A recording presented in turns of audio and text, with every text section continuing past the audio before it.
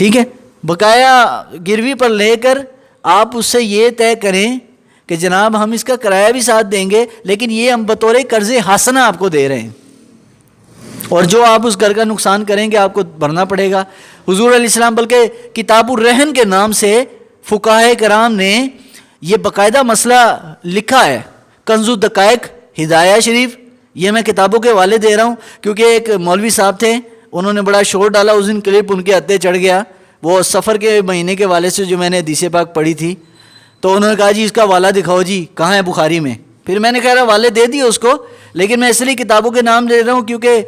ہزاروں لوگوں نے باہر کلپ سوشل میڈیا پہ بھی سننا ہوتا ہے۔ تو کنز الدقائق میں کتاب الرہن کے نام سے پورا باب ہے،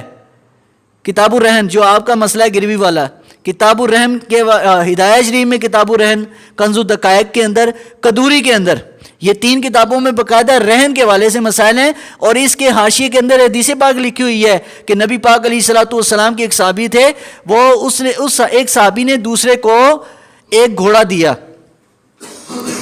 دیا اس کو امانتاً کہ استعمال کر کے بعد میں مجھے دے دینا۔ جس طرح آج بھی کوئی کسی سے موٹر سائیکل مانگ لیتا ہے، کوئی شے مانگ لیتا ہے، تو اس زمانے کی سواری وہ تھی۔ وہ ایسا ہوا کہ اس کے پاس کچھ دن وہ گھوڑا رہا، دوسرے صحابی نے جس نے لیا تھا وہ بعد میں اس صحابی رسول سے وہ گھوڑا جو ہے نا اس کے پاس تھا وہ مر گیا۔ تو یہ کیس حضور کی بارگاہ میں گیا، یا رسول اللہ صلی اللہ علیہ وسلم میں نے اس کو گھوڑا دیا تھا کہ جب استعمال کر لے تو واپس کر دے۔ تو نبی علیہ السلام نے فرمایا کہ اب تمہیں اسی طرح کا گھوڑا یا جتنے کا یہ گھوڑا تھا اس کو پیسے دو گے یا جانور اس کو واپس دینا پڑے گا۔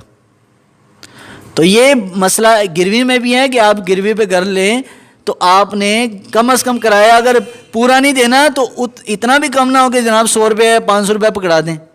یہ بھی ناجائز ہے۔